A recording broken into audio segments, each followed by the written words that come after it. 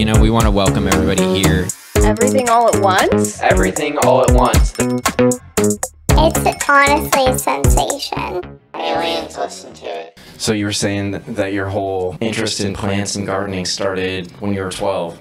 Yeah. So, I don't know, I kind of started early with cannabis. Oh, yeah? Okay. Yeah. 12?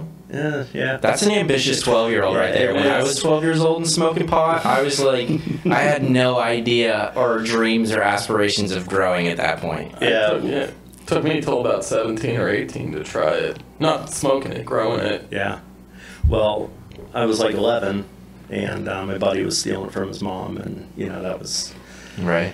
And, well, it had seeds, so... Sure, you know, might as well we always had it. a family garden, so I was like, well, heck, if I can grow this, then we don't have to go without, so, you know... Yeah, no more worrying about mom being pissed off when you steal a pot anymore, right? Yeah. I mean, my family, they were just real straight-laced. I mean, didn't drink, no drinking or drugging or anything, but...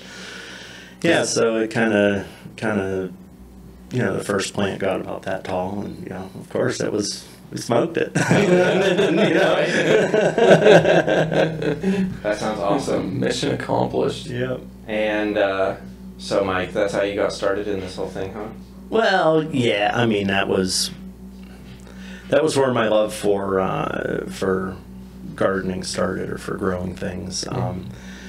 And now you got your own farm. Yeah. A big farm. Yes, I do. A legal farm, too. Exactly. Not growing cannabis plants anymore. Yeah.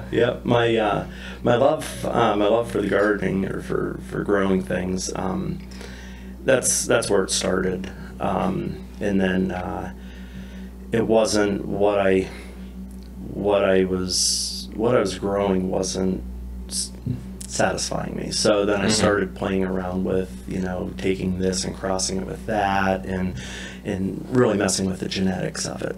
Small-time geneticist. I can't remember the guy, but in biology we learned about the dude who did all the pea plants and stuff like that. We did a little bit of that, but it sounds like you were much more involved in that whole cross-pollination and growing than I ever was in biology class, especially at 12 years old. Yeah, well, it just happened to be that right around that time, you know, we were learning about plants and how plants, you know, how they share genetics. And how they'll cross with one another, and you'll get hybrids, and you know that type of thing. So that kind of led me into, you know, boy, I could do something here. And right. And cannabis has like a short enough grow lifespan that you can manipulate it. You can manipulate it, and you can kind of fast track yourself instead of waiting that whole cycle of growth, flower, seed, all that stuff. You can kind of jumpstart it and absolutely make a lot more progress real quick. Exactly. Yeah. You can take, you know, 20 years of study and condense that down into just a couple years. Yeah. You know? But it was it became. You were probably a superstar to all the stoners. It was. I don't know about that. But yeah, it was one of those things, though, that it definitely controlled my life. You know, it got to the point whenever I got older, I was very dependent upon it. You know, right. Not so much, you know, not so much like I wouldn't say it was a chemical addiction, but it was definitely a physical addiction, and just there was nothing that I would not do to protect what I had worked for all those years. Right. It just made life unmanageable. You know, you're always looking over your shoulder. It was putting me into bad places mentally. So it became an obsession for you that took up all your time and all your effort. Were you having dreams and stuff about it? Oh yeah. I feel like that's like every part of every decision you make is made with that. There's something about, you know, I can't go on vacation because, you know, nobody knows about this, you know, this mother plant in the closet, and you know, so it just was made life unmanageable. I'm sure. And starting at 12, my life was already extremely unmanageable at that point. And I could only imagine, like, with starting that young, you probably, and being, like, an inquisitive young person that's, like, learning about genetics and cross-pollinating and hybridization, I can only see that getting very serious very quickly. It did. Yes, it did. Yeah, that's kind of the nature of it. You know, whenever, especially when you have like an addictive personality, no matter what you do, you're going to take it overboard. You know, Right, for sure. Yeah, you're going to. Yeah, heavy. I mean, I remember, you know, when I dabbled in trying to grow pot, just like sitting in the room and just staring at the plants, you know, just like that would help it fucking grow. And like, giving it my good energy. Like, not even good energy though. Like I'd be just staring at it like flower. Come on, like fucking, I want to smoke this shit. You know? Like, hurry up. It's all in the lighting. And just like that same session, I feel like I can tell. I know I'm an addict because that obsession comes up in other areas of my life too. Like this podcast, for instance. I know once I start having dreams about something, whether it's a video game or a book that I'm reading or podcasting or whatever it is, I've reached a point of this is starting to consume my life a little bit. Sure. You know what I mean? When I feel like absolutely. when the way some of the stuff that I've read in the past about dreams and about sleep and about manipulating your dreams and getting into them and certain things manifesting in your dreams, a lot of it is about just spending time doing, like, thinking about the same thing over and over again. That way, when you're unconscious, that just automatically pops up into your dream. Yeah, and that's how you become the best at what you want. Oh, you yeah. live it. I mean, that's you put the time in, right? Absolutely. They say after 10,000 hours, you become an expert in whatever it is that you're doing. Yeah. But it has to be 10,000 hours of conscious effort. You know what I mean? It can't just be me out in the backyard swinging a golf club for 10,000 hours and not actually like looking at it and analyzing it and doing it consciously in a way that's going to correct things or recognize things or make changes. And it seems like this was very much a conscious effort. You know what I mean? For you. Yeah. And now you have your own. You moved away from that, and you have your own farm now. Yeah. So it's been I've been clean for quite a while. You know. Right. Sorry, I meant to say that earlier. That No. Mike has been clean for a number of years now. Yeah. It's going on 6 now. It's incredible. By the way. Yeah. Congratulations. Congratulations. Well, thank you. It took me 3 years before I could even grow a tomato plant. That's wild. It was just because, you know, I just felt so triggered and so like I was missing out on something. And, you know, most other plants, you know, you don't have a male and a female plant that you can, you can't manipulate plants as fast, like you were saying, you know, as fast as you can. But what I'm finding out now, there's so many more rabbit holes to run down, you know, and it's I guess taking that addictive personality or that addictive trait that I have just ingrained in me to put it to good use. So there's so many things that we use to that, like certain skills that can just transpose into other areas of our lives. You know what I mean? Yep. Like I'm sure all that plant knowledge was pretty important when you're starting to grow other plants as well. Oh yeah, because it's not so much just the you know the plant itself. That's just the product of what's living in the ground. You know, so you have where I'm going now is really studying soil life. You know, with the what's the mushroom stuff called? the mycelium. Mycelium. I was gonna say mycology, and I'm like, no, it's a study of mushrooms. Yeah. But and you've got to have your a fungal and bacterial count kind of equal, you know, pretty well balanced. Some plants like it a little bit more bacterial heavy, some like it. So it's really cool though, because, you know, you take this plant and you can check the health of the plant by taking looking at the sap through a refractometer. So you can see the sugar content or the bricks of the plant, which is like, and you can actually, you know, feed your plant a little something, and everything that I do is I'm not certified organic. However, I will not. Absolutely refuse to put any chemicals on my property. Yeah. I feel like that's a very important thing to do. Well, like, what was the one back in, like, the 80s, 90s, 70s, DDT? Was that what it was called? Yeah, just like, ruining. And Roundup now, I forget the scientific name, but that's obviously not good for people. I think science has shown. Yeah, and what you're doing is you're just blasting, you're killing all of the life in the soil. Mm-hmm. And you need that life because, like a plant, through the photosynthesis, it takes the sunlight, and it takes the carbon dioxide out of the air, and it's also pulling nitrogen, all of your other oxygen, everything. Yeah. Yes. So, and then it'll send it down into the roots, into the rhizosphere, and it exudes that out, and it's feeding the biology that's in the soil. Mm-hmm. That then is going and pulling its through the exudates and through the byproduct of these things dying and eating and defecating and all of that.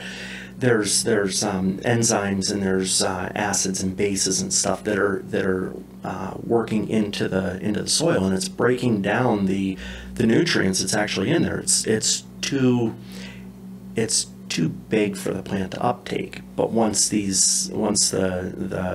microbes dissolve it, now the plants can uptake it. So they're actually going out and they're pulling the nutrients in. So without if you kill everything, if you spray everything with like a pesticide, you're killing not only the bad bugs, but you're killing all the good bugs too.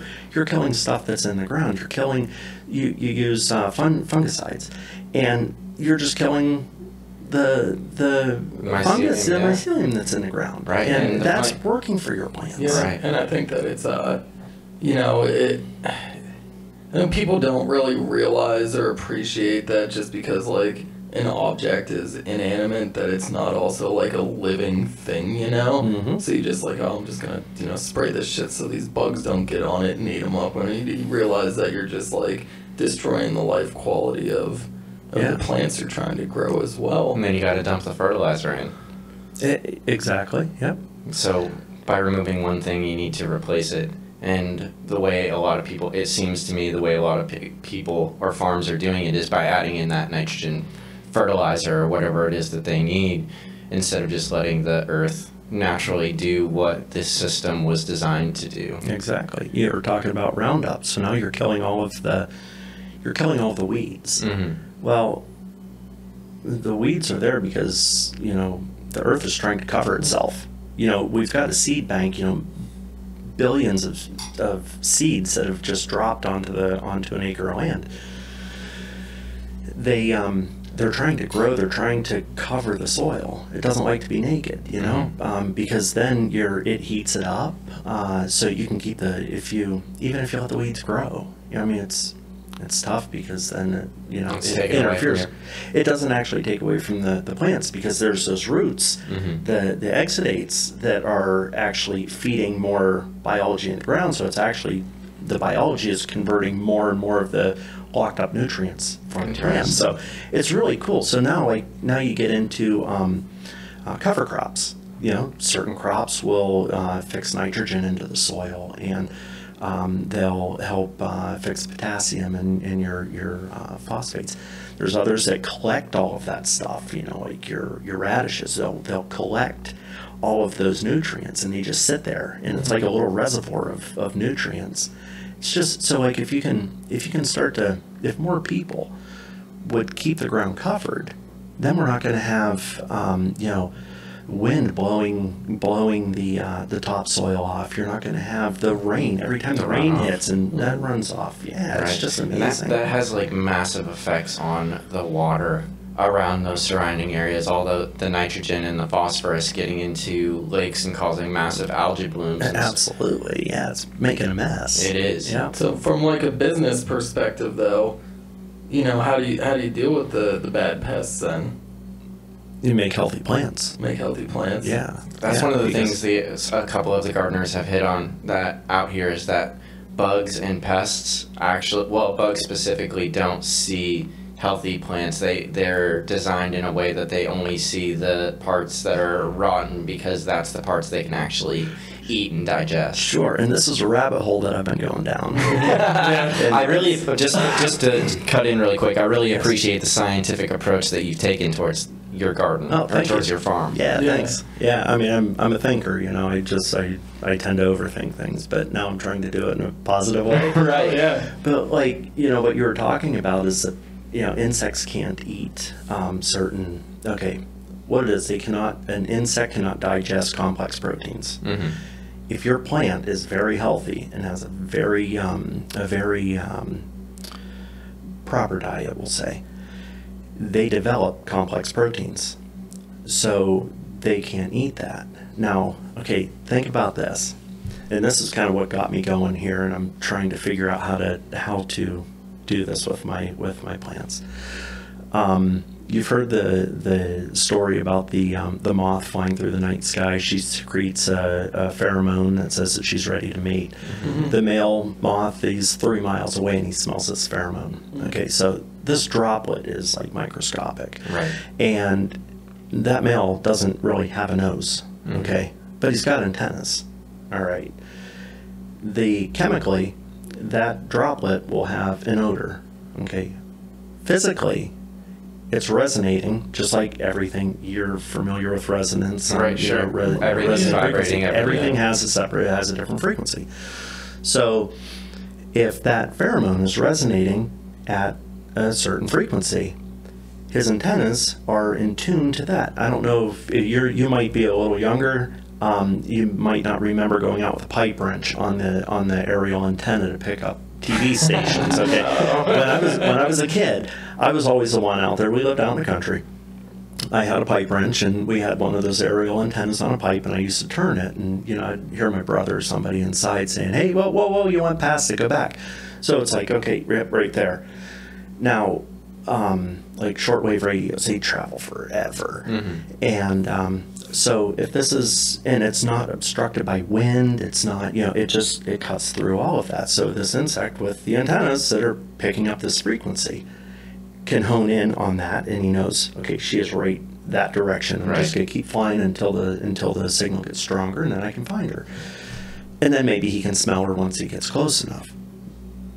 I don't know if it's scientifically proven, but that's like where my mind sort of made sense of it. Mm-hmm. So if these insects are using their antenna, that plant that is ill is going to have a resonant frequency that is not compatible. It's not at the same frequency as one that has complex proteins. Mm-hmm. That makes a whole lot of sense. I think it makes sense to me. Yeah. I don't know if it's proven, but it makes sense to me. So that's something that I would love to be able. Yeah, you've seen these guys that hook things up to different plants and they turn them. Oh yeah. And so like, I'm wondering, like, I wish I knew how to test the frequency, to do some, like, little science nerdy shit on that kind of thing, Kind of see what frequency the rotten fruits or whatever are making and see if it kind of matches up or whatever. Right, yeah. If I see an insect, let's say I have a beautiful tomato plant that is insect-free. The one beside it maybe has some aphids or something attacking it. If I knew what frequency that was at and what frequency this was at, then, it would be like that refractometer whenever you're checking for the Brix levels. You might be able to tune your plants in to the right frequency. Or maybe reproduce that frequency and spray it over your fields. Just kind of have that. That's super cool. Yeah, that's very, very science fiction sounding, but it makes sense in my head. It feels like you're onto something that might be revolutionary. Right. But there's been scientists that have studied like insect antenna, and their work was classified, and they came up missing. That's the way it always seems. Whenever somebody invents something real cool, they get suicided or something. Something happened. I'm in the jail cell. I don't know. Yeah, weird. So we don't know anything here, really. Exactly. Mike's making this up. He's not actually. Uh-oh. We already pretty sure they're listening at this point. So I'm sure. Double lock your door tonight. Yep. And stay safe. Yeah, take me out. That's all right. It's okay if I feel like at this point, if they come after you, they're coming after me and Dave too. Yeah, so That's cool. Yeah. And I don't know if it's cool. Right. We're gonna have the episode uploaded on Monday, and within like 20 minutes, there'll be like a fucking little part that's redacted by the U.S. government. Yeah, black band shit. That'd be a mess. But we'll face that when it comes. Right now, it's all good. I mean, but it's just, I mean, there's, it's so much more than just digging a hole and sticking a plant in the ground, throwing fertilizer on it. See, that's how I want my plants to work, though. Yeah. I am not good at plants. I really do well with plants that thrive on neglect. Yeah. And even some of those ones I'll still manage to kill. Yeah. But I mean, a cactus. I mean, they might make it. Maybe. So, what are some of the? How do you change these bacterial and fungal compositions of your soil to give the plants what they need? And can you look at a plant and be like, oh, this one needs more bacteria, or do you have to use that prompt? It would be more of a soil test that'll kind of tell you where you're at. But yeah, it's kind of more of feed them. I mean, if you think just let them do their thing. Yeah, give them the best environment you possibly can, and learn from it. Some things don't grow. Sweet potatoes, I mean, they like to be starved. I mean, they grow in some horrible soil.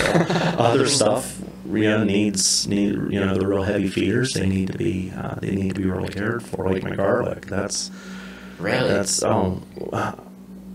don't know. I top it with about 4 inches of compost, and so I give it a lot of food through the year. And it's just the cracks in my driveway. Do you? That's awesome. Yeah. Yeah. Well, little tiny garlics or onion or chives or whatever, green onions. So that might be a little bit different, but that was not the plant that I imagined needing more attention than others. Yeah, and it might not. I mean, I just know that's how I did it, and I had amazing results. I'm getting garlic bulbs that are 3 baseball size. Between golf ball and baseball. Like a Christmas ornament. Yeah.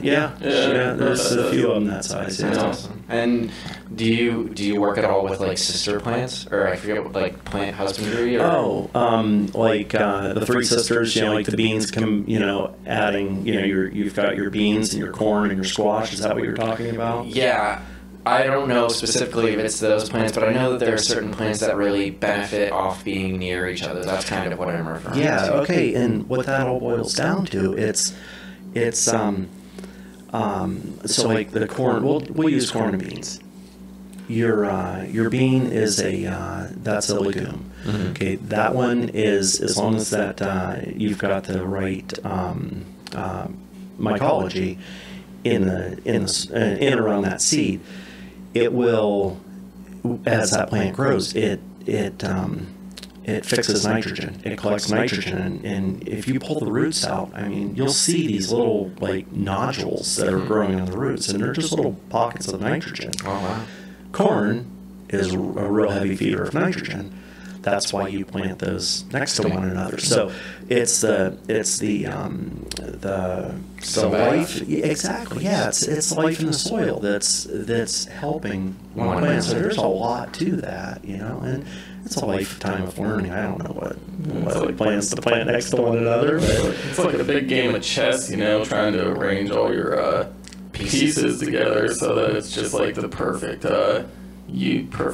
communion of them, so that you just get the best quality and the biggest. Absolutely, the healthiest, the most. And okay, so what we're aiming for is what what you're ingesting. The end product, the fruit. If the plant is raised properly, you're going to have a tomato that is so much more nutrient dense than it's.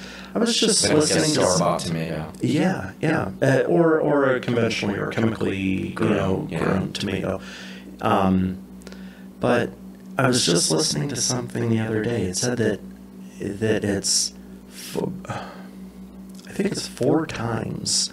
You have to eat 4 times the amount of vegetables today to get the same nutrients that you had, Yeah. years ago. And that's because of the topsoil deterioration and stuff like that as well. Sure. And the chemicals that we're adding to it. I know that when I'm harvesting plants that I forage out in the woods, I have to be careful with how much I eat in a given sitting, because it has so many more nutrients than a traditional plant or meal that it could make me sick. Like garlic mustard and like fiddleheads and stuff like that. I know that you have to portion those out kind of carefully, or your stomach will be upset because it's not used to taking too that. rich. Not used to taking that kind of stuff. Plus, they taste way better. Oh, they do. I mean, gosh, you grab a chicken of the woods or a lion's mane mushroom and fry that up, and it's just like, wow. Right. There's so much more. And even like a strawberry or a tomato, you know what I mean? Like an organic tomato that I bought at a store versus a inorganic tomato that I bought at I mean, they're miles apart. Yeah. I was just reading about lion's mane mushrooms today, which is interesting that you just brought that up, because I've been trying to be healthier. That's the coffee that I have upstairs. It's lion's mane. Yeah, it destroyed me. I drank it once and but my stomach was like, this isn't processed. It has a lot of neuroregenerative properties to it, and I used to drink it. Me and my old roommate Matt used to drink it every single time before a poker match, and we were like, when we were doing this, we were both like crushing it. Like, we were winning a lot of poker, and we credited every time to the coffee. And then funny enough, one night we're like, no, you guys can't have any of the coffee, because we had already been telling everybody they can't have our mushroom coffee, and our one buddy just went up there and got himself some, and he ended up winning that night. So it was just like, as far as science goes, to me, my little brain and my inner scientist is like, well, that proves that it's the fucking coffee, obviously. It may have been. Yeah. Oh, it could have been, it could have been like a placebo effect. You thought that it made you better. I have a Harvard shirt just for that, too. There's like one of my buddies told me a long time ago in like high school or middle school that if you wear a Harvard shirt, you'll perform 10% better on a test than if you weren't wearing a Harvard shirt, just because of the placebo effect and the confidence that it gives you of wearing like a Harvard or a Yale shirt or whatever. And let me tell you, I wore my Harvard shirt religiously all through college. Anytime I had an exam, it would get real nasty towards finals week, just because I felt like I was giving myself that extra little bit. You were taking calculus tests with a pen, weren't you? Yeah, I felt that good about it. I didn't need. What do you need an eraser for? We got a Harvard shirt. God. Or like going out to I remember, I've been in a few weddings, and like when you're going out to the bar or something in a suit, you just feel like you can just like kill it, yeah. Right. Like if I'm out in my usual stuff, I'm like, I look like a slob, but when I'm in a suit, I'm like, man, the lines are coming out. Like, I'm smooth as shit. Like I need to buy some suits and just wear them everywhere. I get why the people do it on TV and the mafia and stuff like that. How could you fail in a sweet suit? Yeah. Exactly. Where'd your name come from, Mike? Fireberry Farms. Okay, Fireberry Farms. So, I started I started the farm as an elderberry farm. Okay. Fireberries. So the elderberry is, if you trace the name elderberry back, it is aled berry, which in like Anglo-Saxon translation is fireberry. So it's what they used to use originally, what the plant was used for. The stems they're a woody stem, but they have a pithy center. So they would push the pith out of the center, and then they would have this durable fire, like a straw. Yeah. So they didn't have lighters and matches and stuff like that. So they had when they traveled, they had to take the fire with them. So they would have their embers in their whatever fungus that is, or however they would carry their embers. The one that Paul Stamets wears on his head. Have you never heard of him? No. He's a famous mushroom mycologist, and he has a certain hat that's made out of a mushroom that I think is this one you're referring to. Oh, okay. Anyway, I'm sorry. Cool. So what they would do then is whenever they got to where they were setting up camp or whatever, whenever they had to get their fire going again, they would take their elderberry stick and they would use that to blow air and to direct the air to get the fire going. So that's how I came up with the name Fireberry. Cool. I heard it coined by another grower, Chris Patton. He's Chris Patton and Terry Durham. They were doing a podcast, and I was like, Fireberry. Yeah, it's might be the name of my farm. Right. So that's where I went with that, and then we just kind of started growing from there. I got about 2,000 elderberry plants in, and elderberries are an interesting plant too.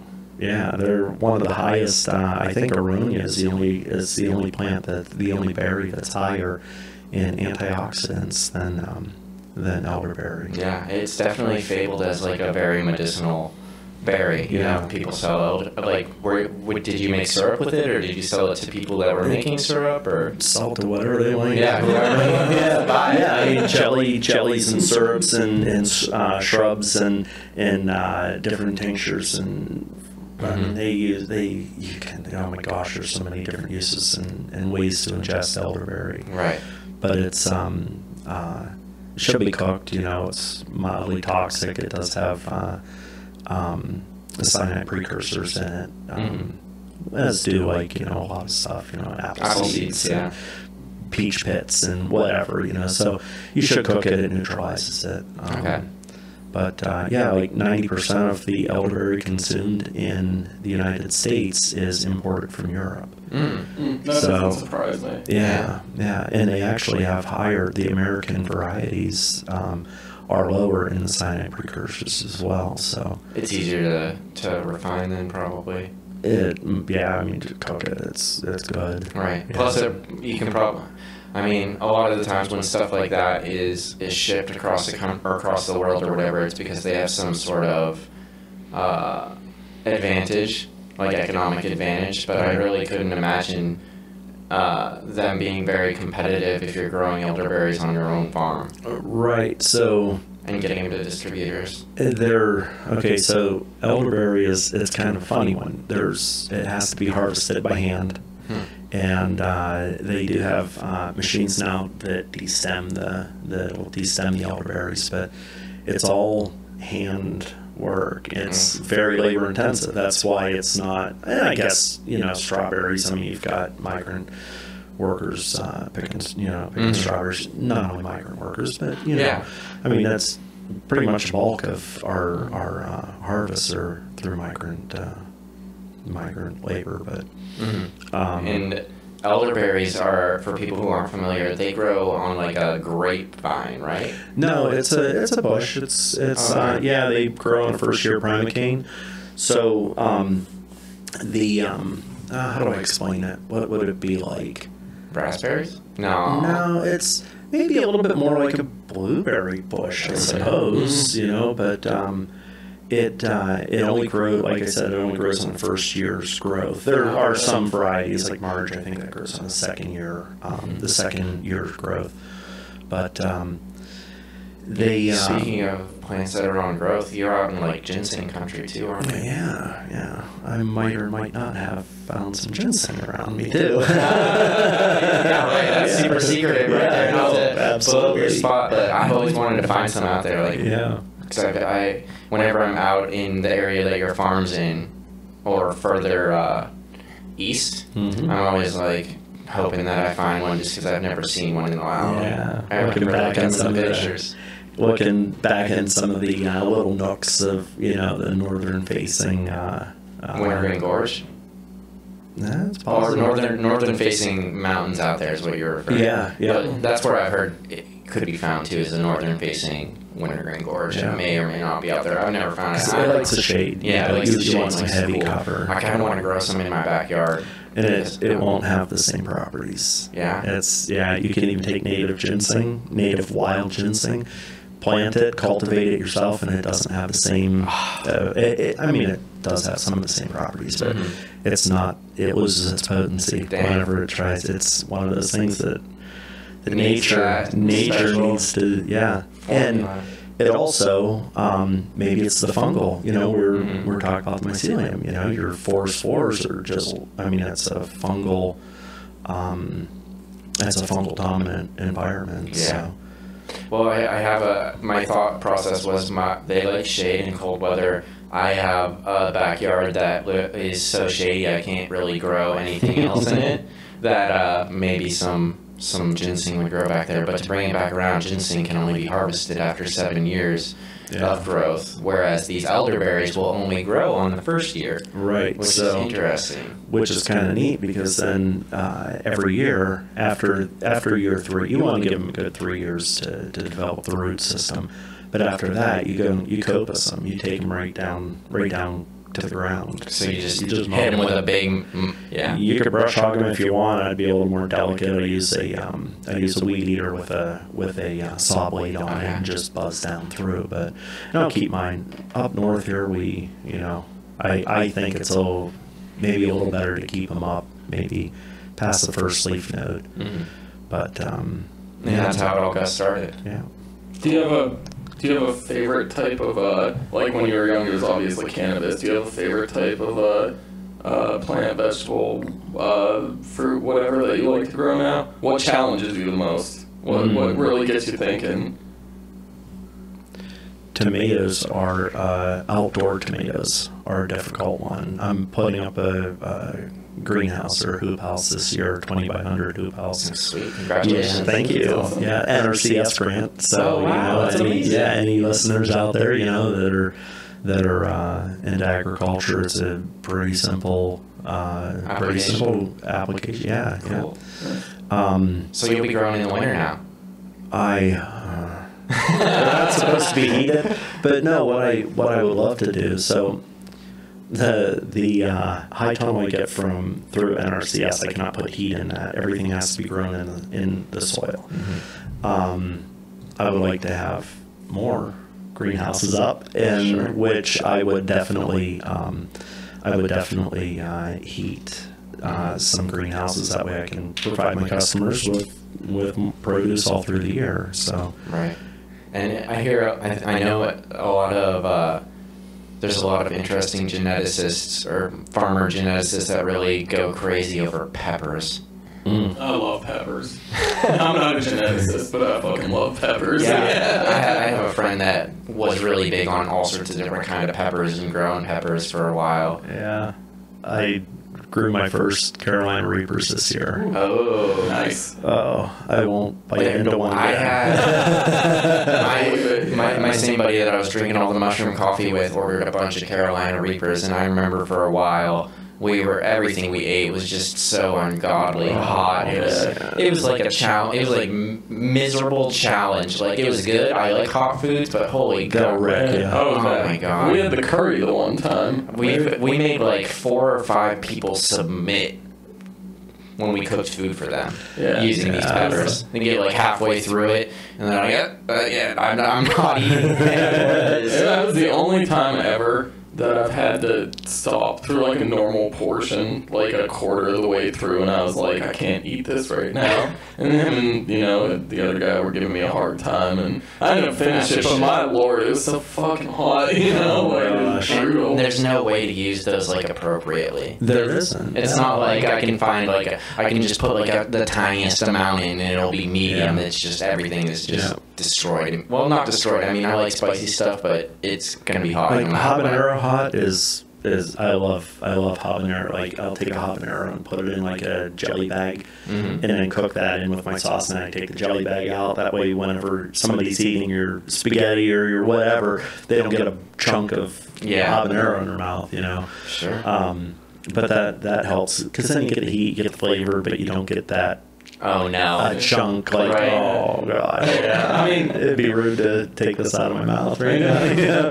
It's a hot take, no pun intended, but to me, like those Reapers, they're like the fentanyl of the pepper world, it's just like, oh, this is kind of tasty. Then you're like, too much, just like a speck. Yeah. And that's all it takes. That's all it takes. Yeah, and a gallon of milk. Right. Yeah. And a rough tomorrow. Oh yeah. Right. So, no, that was peppers are pretty cool. Yeah, but as far as what my favorite plant to grow,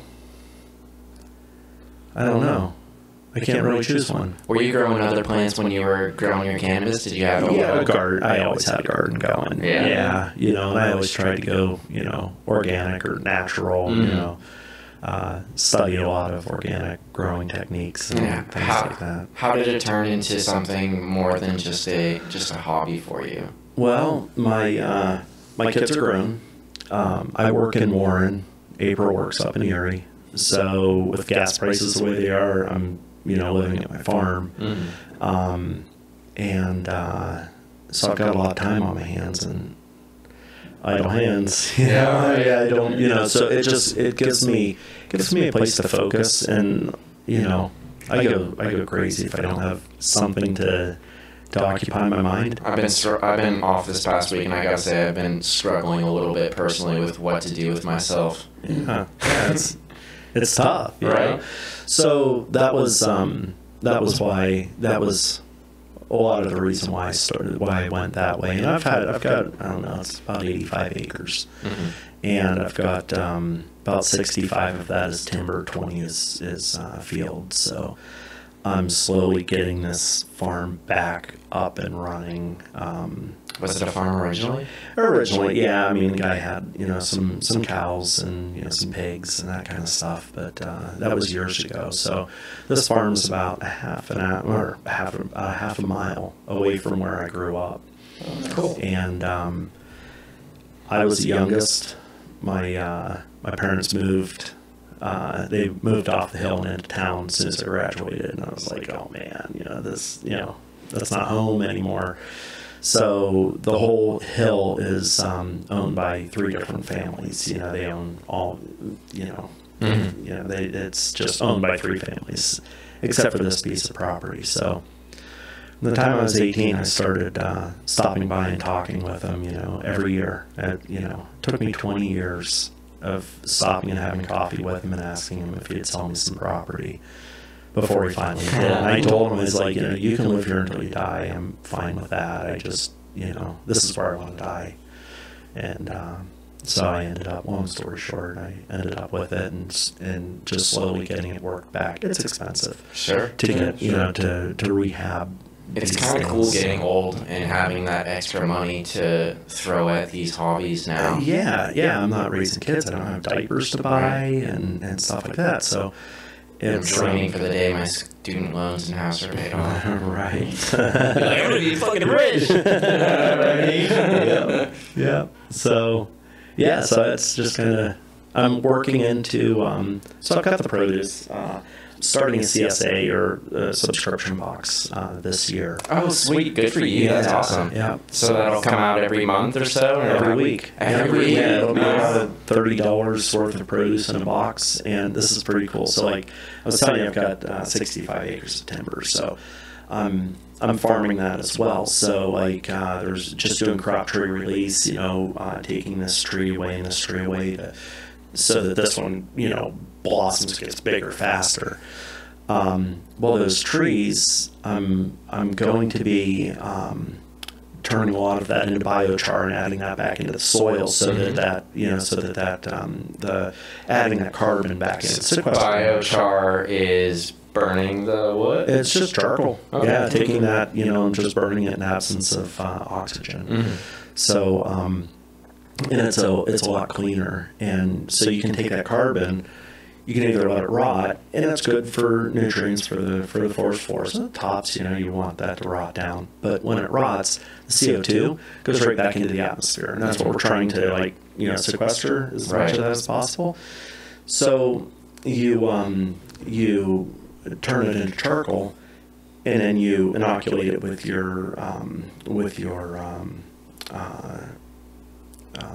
compost or, you know, microbes, and you get that into the soil, and it's there for thousands of years. Right. So I forget where I was going with this, but so the logs. So every customer then gets two wooden crates. Remember the old wooden crates, you know, like dorm rooms that have wooden crates? You know? Oh, yeah, sure, yeah. Yeah, so keep records in them. Yeah, exactly. Keep whatever, a nightstand or whatever. So I'm going to bring those back. I'm going to be building crates, so each customer has 2 crates at the end of the season. You know, they always have one, I always have one. Right. So then at the end of the season, they get to keep both crates, and then we'll start all over. No, but Fireberry Farm. Sure, yeah, I of think course. people love that. People love like vintage. Cool. Type Yeah. stuff, going Especially back if to simpler times. it's made out of your own lumber there. Exactly. Do you have like a logger? Oh, I am. Yeah, I got a sawmill and everything. Yeah, that's what I meant, sawmill. I got a sawmill and yeah. Those are big, impressive, scary machines. This is a big one too. It's about 60 feet long. It's got a Wow, big, shit. it's a circle mill, like, you know, on Bugs Bunny whenever they tie somebody down and run them through the saw. Right, That's what yeah. I got. Yeah. Very cool. So, And getting the subscription going and stuff. yeah. Do you do like a lot of restaurants and stuff like that? where they might get I produce? do have one chef down in Warren, Chef Kurt. He has been very helpful with me. He loves what I'm producing and really is promoting me heavy. So Good. I'm like just Very appreciative. very appreciative of So I him. feel- He is a great dude. Yeah. Around here, I feel like the quality of like there's much more of a market for farm to table produce today in Erie than there ever has been, at least to my knowledge. Yeah. You know, all these new restaurants coming up trying to deliver like really top tier products, and for top tier products, you obviously need top tier produce. Yeah. Yeah.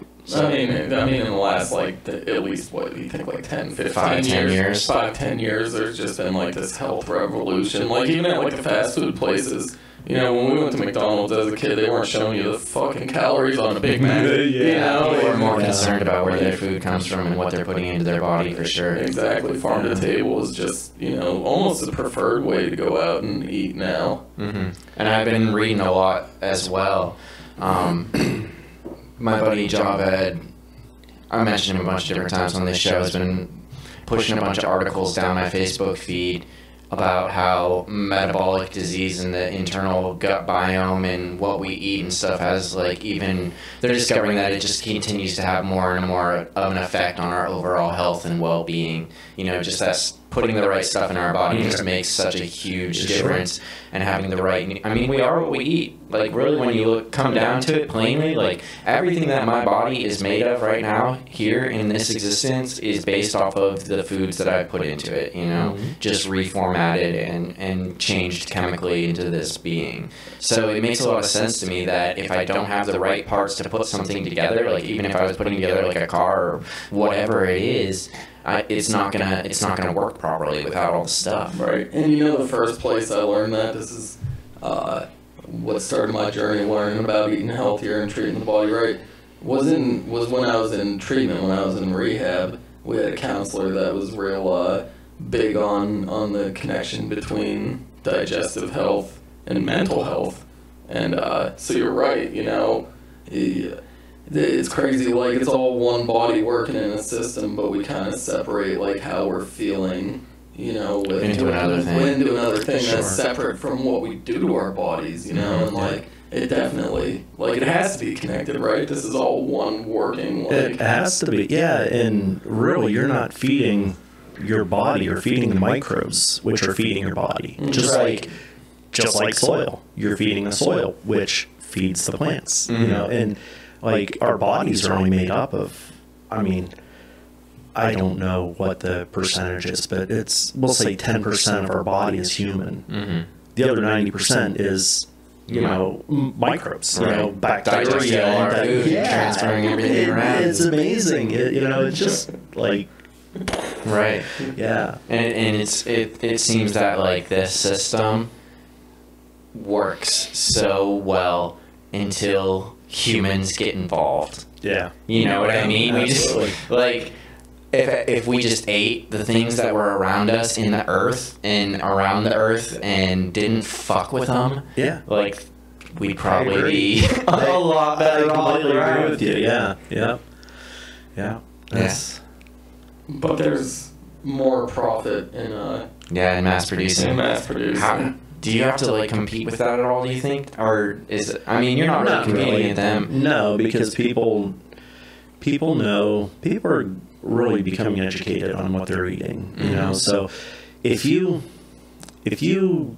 know your farmer, and you are willing to, if you're concerned about what you're putting in your body, and you want to know your farmer, if he doesn't like allow you access to see what he's doing, you probably you're probably not eating what he says you're eating, you know. Right. But you know, and most farmers are like, yeah, you know, you're welcome. Of course, they're very busy, so they can't really entertain. Sure. You know, like when I'm on farm, I'm busy, but I would always take time to, you know, be as transparent as I possibly can. You know, I might have a conversation with you, but I'm going to be planting or I'm going to be doing something while we're talking. But I think people don't, you know, and my prices, I mean, I kind of price my stuff in between organic and conventional. You know, what you're buying at, like, you know, the co-op, Wegmans or you know, something like that. So. And then, you know, like my customer, you know, my CSA people, you know, I mean, that's like anything they get, you know, if they're going to sign up to be, you know, for the subscription, then they're going to get like 20% off of everything anything that I'm growing. It's whatever they want is a 20% discount. So, that's amazing. Yeah. And I mean, what it does is, you know, does it save you from having waste? Oh, it definitely does. Yeah. And, you know, I mean, really nothing goes to waste because it gets composted. Right. But it's still, you know, you're still picking it, cleaning it, you know, and planting, you know. So it's a lot of time and stuff. But it's, it's good stuff. Have you thought all about any animals? Yeah, actually, I'm going to. So I've trained oxen before. I've had a team of oxen. Yeah. So I don't have them anymore. Whenever I was, you know, really heavy in my addiction, I ended up, I had to give them away just because I was so, you know, back and forth, and just, you know, I wasn't able to care for them the way they needed to be cared for. So I gave them to a friend of mine. And boy, I really want to get back into it. So, like, you know, I was living in a shed on my farm, and just a little Amish shed. And wintertime, I had 18 months I lived in there. And so I had Babe and Otis, they were my oxen. I took my chainsaw out in the woods, and I cut down these aspen trees, and, you know, pulled the trees with the, you know, the Babe and Otis and stuff, you know, took them to my sawmill,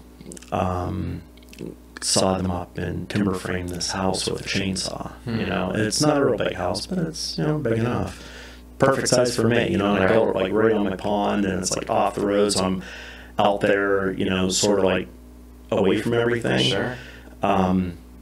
But the oxen are, you know, I really want to get back into a team of oxen, but some beef. I'd like to get into some beef, because you need to mob graze to really help build your soils up, right, and all of that. Then follow behind them, you know, 3 days later with pastured poultry, and maybe some laying hens, you know, maybe 1,000 laying hens, you know, so I can offer eggs, chicken, you know, some broilers, some beef, some pork. That's a whole genetic rabbit hole too. Chicken. Me and Celinda have watched like 3 documentaries probably at this point, just about like chicken and them going to compete in these competitions and how they have to get all the genetics right, and the chicken has to be just fucking perfect to compete in these ridiculous competitions. They're so much fun. Chickens are cool. I mean, they're neat birds. They're mean. I mean, they can be, I mean, like, to people, they're usually pretty nice and pretty mellow, but oh yeah, if you put something out there, they'll fuck it up. Yeah, you get a wounded bird, you know, a bird flies into a window and they see it, I mean, they just like, game over.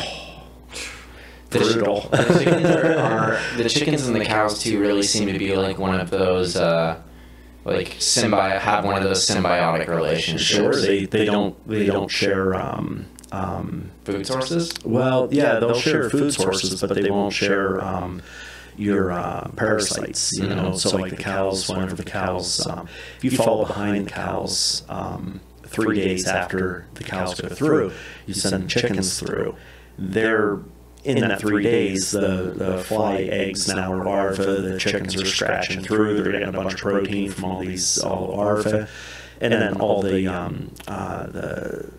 grasses and stuff that the cows didn't eat. You don't want to. You want cows to mash everything down into the ground, but you don't want them to eat all of it. So it's just it's a really cool system. But yeah, and then after the plants and the cows and the chicken come through, you got good soil for compost and everything. Absolutely, yeah. You just keep circling them around. You just keep cycling them around, and then when they go into their high use area in the wintertime, you bed them with you'll bed your cows with wood chips and hay or whatever, some waste hay, some wood chips. Just keep throwing some shell corn down in between the layers, not for the cows. They might try to pick at it, but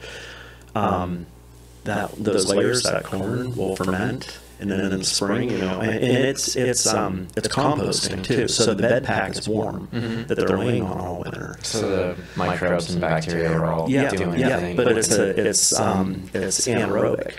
And there's a lot of pathogens in the anaerobic. What do you mean anaerobic? It's doesn't have oxygen in it. So there's a lot of pathogens in that. So you don't want to use anaerobic compost on your plants. So what you do then is you bring that corn is in that fermenting. So then you bring pigs in the spring. The pigs come through and they root up that bed. They turn the bed for you, and the oxygen gets into it. It heats up. It kills everything that's in there, and now it's an aerobic compost. And it's it's just very, very healthy for the garden. So then that goes on there. So it's all, you have to have every piece working for you. Circle of life. It is. Yeah, it seems. I'm very much convinced that nature does a much better job at all of this stuff than humans ever did. Yeah. But when you have a population of 100, well, let's just say a big city, we'll say Pittsburgh, a couple million people. Okay. Do you think that it's possible to feed all of those people if I'm farming in a way like you that's good for the environment and natural? Yeah, absolutely. Most certainly, I think you can. With enough space? Absolutely. Do we? Okay, so you go down through town. This one really, I scratch my head over this. If you look, and this is just, and I'm only using just for instance. You go down State Street, and if I remember right, there's like some maple trees or some type of trees that are lining, along the sidewalk. Why put a fucking maple tree or an oak tree along the city street where you've got homeless people walking up and down? Why not put apple trees in? Yeah, a lot of cities are moving in that direction. I've seen ones. Is it in the south? Is it Atlanta maybe where they have peach trees? Yeah, I mean, why not? Why plant put blueberry bushes instead of barberry hedges? Blueberry bushes. Or raspberries or whatever. Yeah. I mean, start making, our landscaping should be edible. It just makes sense to me. So, it makes, and then these other, the blighted properties, they tear the lots down and then it just sits there with nothing. Right. That's a nice, valuable piece of land that you could, you can vertical garden on that stuff and yeah, we had another guest a while ago, Tess Frawley. But she was really interesting. I heard that. Yeah. She's all about that. Bringing the suburban garden to life, or the urban garden, or whatever kind of garden, wherever you're at, Yeah. And it does seem like a really big waste to me personally to have like a yard that doesn't have. I can't even talk about this though because I don't have a garden. I can't really grow a garden in my backyard. Or if you had the desire to, you could. I'd have to chop down the trees. No, there's shade loving. There's some shade loving. There's some shade loving stuff. I guess you're right. I considered actually putting a flower box on the roof of my garage. Do it. Yeah, I'm concerned it might get too hot at this point. That's my only concern. But I've thought about it for sure because I am skeptical to my ability. Like, I've tried to have plants grow in the back in the past and have a garden, and it's just not an ideal situation for the plants. Yeah. And also, I'm not a gardener, so maybe I'm doing some things myself that are not super great for the YouTube University. Yeah, right. I still might be watering them too much, or watering them not enough, and so that's why I'm thinking of the roof. Get them a bunch of sun up there where they'll get all the light that they need, and can control the environment a little bit more than down on the ground. But yeah, I mean, the yards and just the grass and stuff. I feel like if we want a sustainable future as a society and as like a species, we need to start considering those kinds of things a lot more. Yeah. And not only that, but like financially, I feel like it's so much. It would be so much. Maybe it wouldn't be. I don't know. We would need an economist here to really look into the big effects of everybody having their own garden and growing, instead of a front yard, if they turn that into garden space and grew their own vegetables and stuff like that. Yeah. Like, would you still be able to be in business? Sure. I mean, because there's like people that aren't going to want to do it. Yeah. So like, I'm thinking like grand scheme. If there's some sort of revolution where everybody's growing their own food and eating it, and then what do we do with all the farmers and all that stuff? I think people would still be gluttonous. I'm sure maybe not everybody would go on it. Because, so you've got... How many trailers you see cruising around with 4-wheelers on them, and then the snowmobiles in the winter, and then the sleds, or then the boats in the summer, and so people like the recreation, they don't want to be tied down to a garden, so you're going to have a lot of people that don't want to do it. But if it comes right down to, you got to eat, you're going to figure it out. Either that or you're going to starve, And like, let's say your setup isn't conducive for a certain type of plant, you might be able to grow something. Yeah. Then you could trade with your neighbors who have a nice sunny yard. Swap lettuce for whatever you're growing. That's shade loving. It's all about developing those relationships. A community like it used to be. I mean, if you had excess food, you'd make sure that your neighbors were taken care of. Yeah, but we've kind of got away from that. Yeah, there's a huge societal. Everything's competition nowadays. Yeah, I feel like it'd take a very big swing to go back to like the old trope of the neighbor coming over to borrow the sugar type thing. Yeah, or drop off the basket of zucchinis or tomatoes or whatever it is they're growing. Yeah, I had a friend that I worked with a long time ago that told me that you could tell who did not have friends because they didn't have tomatoes from them. Really? Yeah, because everybody that has friends, one of their friends is going to be bringing them over tomatoes or cucumbers or zucchinis or produce or whatever. And interesting. Yeah, I mean, I have a very cool friend that probably won't listen to this, but she let me eat some of the venison she cooked up today. Just got to stop by and eat some venison, and that was dope because I'm too much of a animal lover to kill a deer, but I sure will eat it. Yeah. And that's tough to kill. Like, I don't like to, I don't have deer head hanging on a wall. Sure. But I got venison in the freezer. We'll put it that way. Like my desire isn't the kill of the animal or the hunt of showing people how big of a deer you got. Yeah, it doesn't matter. I mean, I eat it and I'll respectfully will harvest it and take care of it. That's the tough part about having animals on your farm. You're nurturing these. You're feeding these. You're feeding them.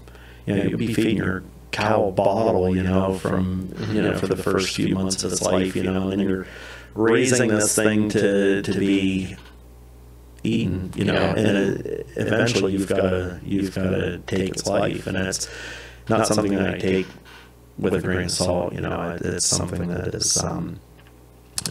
is I don't know. There's a lot of reference, in doing that. It's a difficult thing, difficult part. I've been seeing pictures of Josh, who was on the show a while ago. He got a bunch of pigs, and one of them they're calling Big Red, and I see all these pictures of him and his partner like hanging out with him and like cuddling him and feeding him and stuff. I'm like, oh man.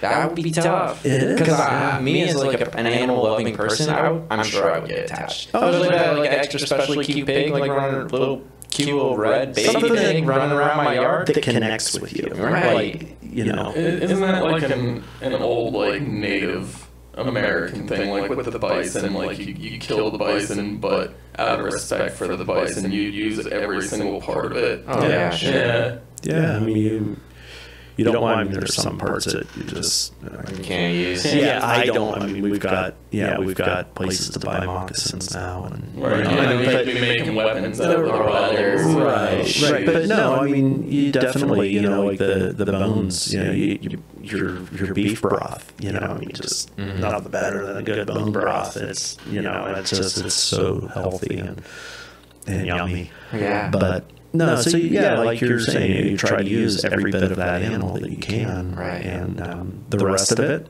goes into the compost, and it feeds, you know, you're feeding the microbes. And it seems, I feel like our society or the culture we live in is very much like a wasteful culture too. Like that idea, like even I see it in like old people, like older family members, grandparents, stuff like that. Like they save everything, you know, they use everything. They don't make extra stuff, you know, they use what they need and to like make a meal or to make whatever, and the rest gets saved for like later on. Or and I feel like a lot of people today are just so, it's like even myself, it's just so easy to throw things in the trash. Yeah. I mean, I see plenty of, and you know, I'm not a parent, so I can't comment on it, but you know, I remember when I was a kid, it was like you got your plate for dinner and you didn't get up till your plate was gone. Yeah, I think that's something that just doesn't happen as much anymore. But even in so many other aspects too, not just like food, but like plastic and like all of these things that are single use and throwaway bags. Leaving the lights on. Remember I don't know if you remember the book covers, the brown paper bag book covers. Oh, you know, yeah. book covers. Yeah, you can't do that with a Walmart bag. No. You know, I mean, those paper bags are made up in Maine. Right. And it was these,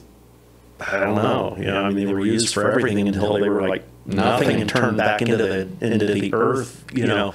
My grandma used to save her plastic bags. Yeah. Like fold them up and keep them on a hanger. Yeah, my mom folds up the plastic bags and she puts like the Walmart bags and stuff. She folds them up a certain way and puts them in, saves her tissue containers and puts them in tissue containers. So that's smart. When she needs one for like the bathroom, you know, she just pulls one out and another one pops up, and it's like that's a very smart way. We have a bag. We have a bag, but it was interesting. She like took so much care of them. Yeah, she could use them for a long time, and I try to reuse and repurpose stuff like that, but I'm also kind of I know it's been like a bit of a frustrating learning curve at first, but I am glad to see that more grocery stores are moving away from plastic bags, and you have to bring your own bags now. And I leave them in the trunk of my car or in the house all the time now. I'm still working on building up my routine, so sometimes it's I wish I just had a plastic bag, but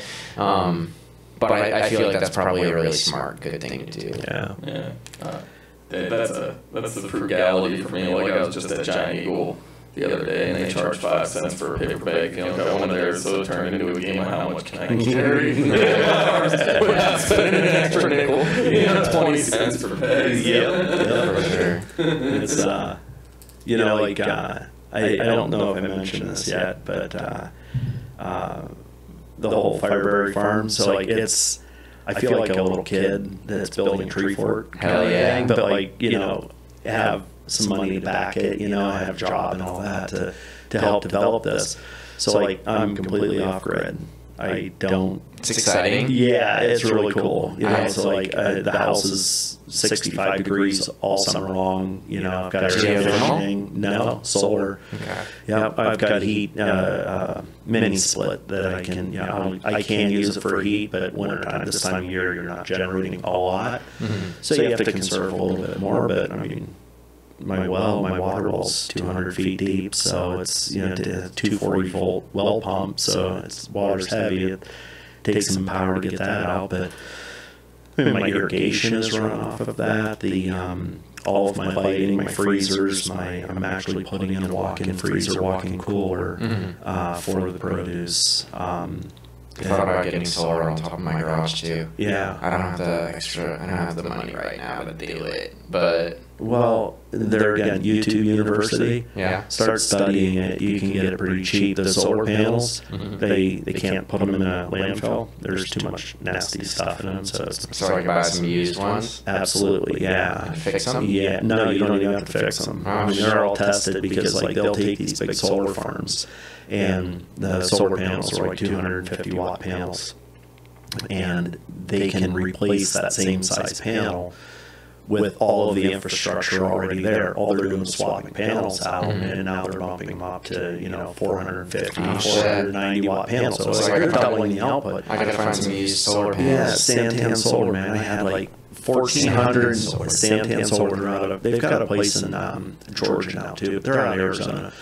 I got like 25 250 watt panels delivered to Erie from Arizona for like $1,400. Oh, that's a good deal. I don't even need that many either. that's super good. I'm definitely gonna have to look into that because I like to do electronic projects and stuff like that. I fancy myself a bit of a nerd, and I like to do electronic wiring. Like I've fixed different stuff around here with wires, and I've just been interested in something that I've done ever since I was a wee lad.